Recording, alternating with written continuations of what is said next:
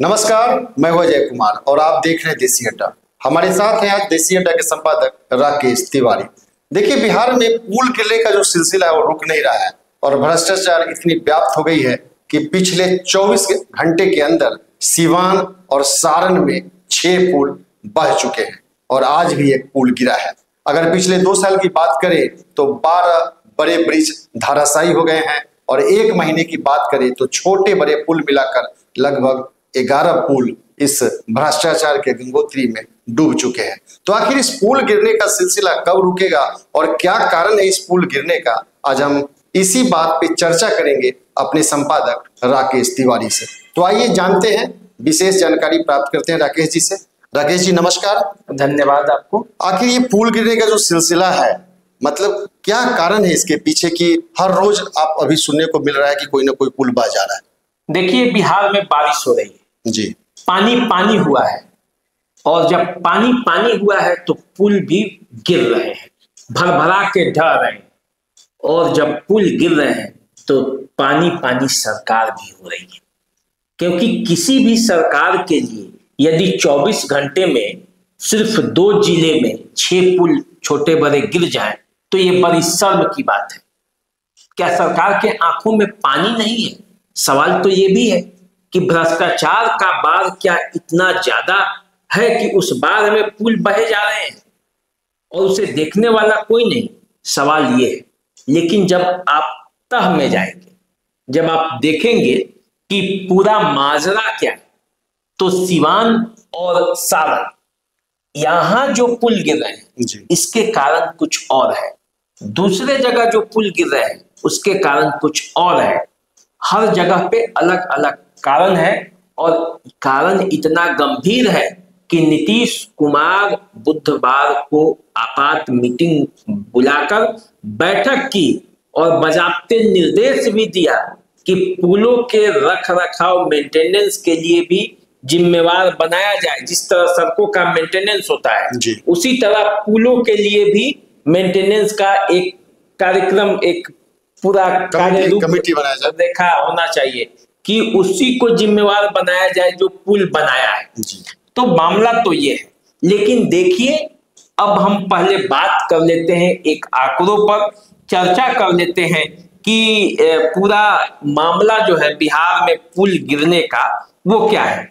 देखिए, 2 साल में 12 ब्रिज गिर चुके हैं, 1 महीने में 11 पुल गिरे हैं। सुप्रीम कोर्ट में एक जनहित याचिका भी दायर की गई है जिसमें हवाला दिया गया है कि पिछले 2 साल में बिहार में 12 पुल गिर चुके हैं। तो जब सुप्रीम कोर्ट में ये मामला गया है तो सरकार भी संवेदनशील हुई है, गंभीर हुई है। लगातार ढहते पुलों पर नीतीश कुमार आपात बैठक बुलाकर जो मीटिंग की तो उसमें कुछ तथ्य सामने आए हैं। एक कमेटी बनाई गई है और उसे निर्देश दिया गया है कि पुलों के रख रखाव, उसके नियमित देख रेख के लिए एक व्यवस्था होनी चाहिए और वो कारगर व्यवस्था करने के लिए निर्देश दिया गया है। देखिए, तेजस्वी यादव जो खुद पथ परिवहन मंत्री रह चुके हैं बिहार के, उन्होंने भी सरकार पर सवाल किया है कि आखिर ये पुल कैसे गिर रहे हैं। हालांकि ये अलग बात है कि उनके भी रीजन में बिहार में पुल गिर रहे थे और तब सवाल उन पर भी उठाए गए थे। लेकिन अब दरअसल मामला ये है ना कि सिस्टम वही है। सरकारें तो बदल जाती हैं, साल में सरकार बिहार में पाला बदल के इधर से उधर हो जाती है, लेकिन जब सिस्टम वही रहता है तब क्या होता है कि सिस्टम तो बदला नहीं, तो इसलिए पुल तब भी गिर रहा था, अब भी गिर रहा है। अब देखिए, पिछले यदि आप 17 दिनों की बात करेंगे तो पिछले 17 दिनों में 11 पुल गिरे हैं। 18 जून को अररिया के सिकटी के बकरा नदी पर बना पुल जो है वो गिर गया। 22 जून को सीवान के महाराजगंज में गंडक नदी पर बना पुल अचानक टूटकर बह चला। 23 जून को मोतिहारी के घोड़ा सहन में निर्माणाधीन पुल की ढलाई गिरी। 27 जून को किशनगंज के बहादुरगंज प्रखंड के मोरिया नदी पर बना पुल धंस गया। 28 जून को मधुबनी के भूतही नदी पर निर्माणाधीन पुल का गटर गिर गया। 3 जुलाई यानी कि 3 जुलाई को सिवान में छोटे बड़े 5 पुल गिरे। सिवान और सारण में जनता बाजार में पुल गिरा। उसके बाद आपको बनियापुर प्रखंड के सरैया पंचायत में आज एक पुल गिर गया। तो अब जो पुल गिर रहा है उसका कारण क्या है? यदि सारण और सिवान इन 2 जगहों के पुल गिरने का कारण आप जानेंगे तो गंडकी नदी और धमई नदी, इन 2 नदियों पर बना पुल गिर रहा है। 3 तो जो है वो बनियापुर प्रखंड में वो जो 24 घंटे के अंदर 4 जो है गंडकी नदी पर बना पुल गिरा है और 2 धमई नदी पर बना पुल गिर गया है। एक को छोड़ दें, एक पुल को, तो 30 से 40 साल पुराना ये पुल था। तो ये पुल आखिर गिर क्यों रहा है? सवाल ही। तो देखिए, धमई नदी और गंडकी नदी दोनों नदियों की सफाई हुई है। तो जो ठेकेदार था, पहले जो पुल बनाया गया था उसका जो प्लिंथ था, जो पाए का जो नीचे फाउंडेशन बनता है, जो डेप्थ था उसका, वो इतना गहरा नहीं था। अब जो उसकी नीचे से मिट्टी का उगाही हुआ है जी, तो वो मिट्टी का उगाही गहरा हुआ है। अब इसमें जितने भी पुल हैं उन सभी पुलों के नीचे से उसके फाउंडेशन के पास से मिट्टी हट गया है।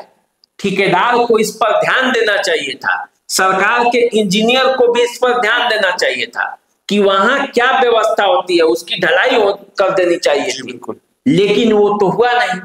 तो अब सबसे पहले पाए जो हैं, जब बारिश का पानी हो रहा है तो पाए के नीचे पानी लग रहा है, वहां फाउंडेशन कोई है नहीं, नीचे से कोई उसको आधार मिल नहीं रहा है, तो बह के कटाव हो जा रहा है और उसी कटाव से जो पाया गिर जा रहा है और पाया गिरने के साथ वो पुल ऊपर से चरमरा के गिर जा रहा है।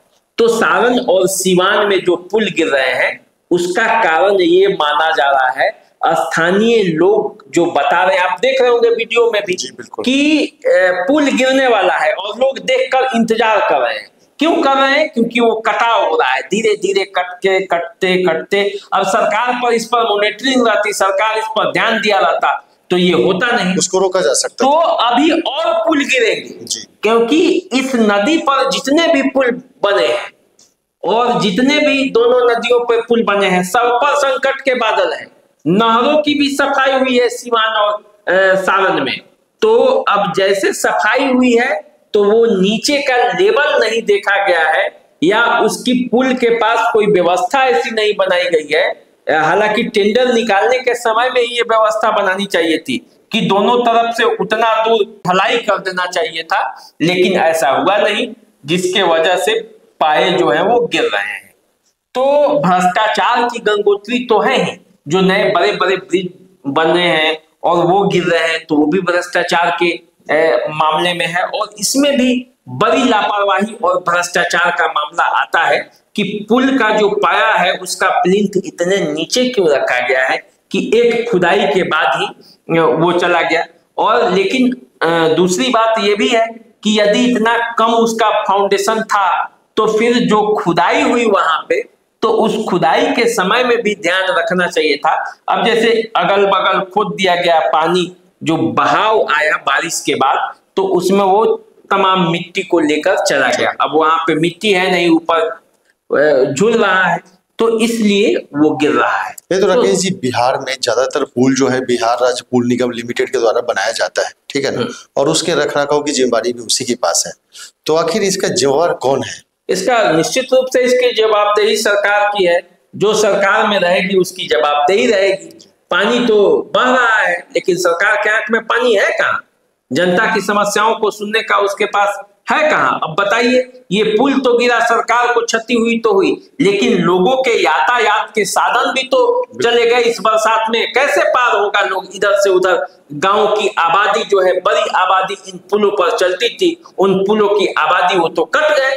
वो इस बरसात के मौसम में वो मुख्य धारा से कट गया, वो कैसे जाएंगे? मेडिकल इमरजेंसी में कैसे? मेडिकल इमरजेंसी में कैसे जाएंगे?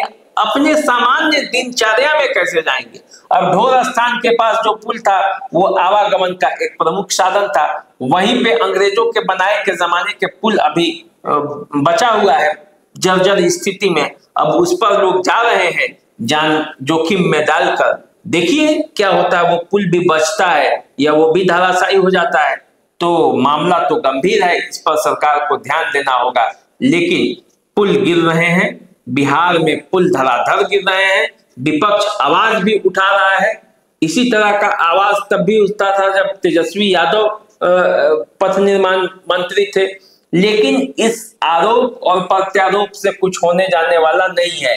जब तक सिस्टम नहीं बदलेगा तब तक कोई समस्या का समाधान होने वाला नहीं होगा, क्योंकि सरकारें तो बदल जा रही हैं और सिस्टम वही रह जा रहा है। जब सिस्टम वही रहेगा तो फिर काम कैसे होगा? काम तो वही ढारे पर चल रहा है, पुल वैसे ही बन रहा था, भ्रष्टाचार वैसे ही हो रहा था, अब भी चल रहा है और उसका नतीजा सामने है। अब नीतीश कुमार ने जो कदम उठाया है, बैठक बुलाई है, लोगों को बताया है, जो इसके जिम्मेवार व्यक्ति हैं उनको निर्देश दिया है। अब देखिए आगे क्या होता है। क्या इसके लिए कोई कड़े कानून भी बनना चाहिए जिस तरह से पुल गिर रहे हैं बिहार में? निश्चित रूप से भ्रष्टाचार के खिलाफ तो कड़े कानून बनने ही चाहिए, और कड़े कानून है भी, लेकिन लीपापोती हो जाती है ना। जानते ही हैं कि आकंठ भ्रष्टाचार में जब ऊपर से नीचे तक सब सैया भय कुतवाल तो अब डर काहे का, तो सब तो राजनीति से प्रेरित है, तो फिर उसमें मामला तो कहाँ जाएगा। कल तेजस्वी यादव थे तो उन पर सवाल उठ रहा था, आज तेजस्वी यादव नहीं है तो वे सवाल उठा रहे हैं। न उन्होंने समस्या का हल निकाला और न अब समस्या का हल निकल रहा है, जनता परेशान। आरोप प्रत्यारोप का दौर वो चलता रहा है, चलता रहेगा, अनावरण चलता रहेगा। तो जिस तरह से बिहार में पुल गिरने का सिलसिला जारी है, निश्चित रूप से ये चिंता का विषय है और सरकार को चाहिए कि इसकी उचित जांच कराकर और आगे जो पुल का निर्माण हो उसके देखरेख के साथ साथ अच्छी स्थिति में पुल रहे और उसका रखरखाव हो, इस पर ध्यान देने की बहुत ही जरूरत है। तो आप देखिए फिर आगे क्या होता है और हम लोग फिर एक बार आपके बीच उपस्थित होंगे नए वीडियो के साथ। तब तक के लिए नमस्कार स्वीकार कीजिए। नमस्कार।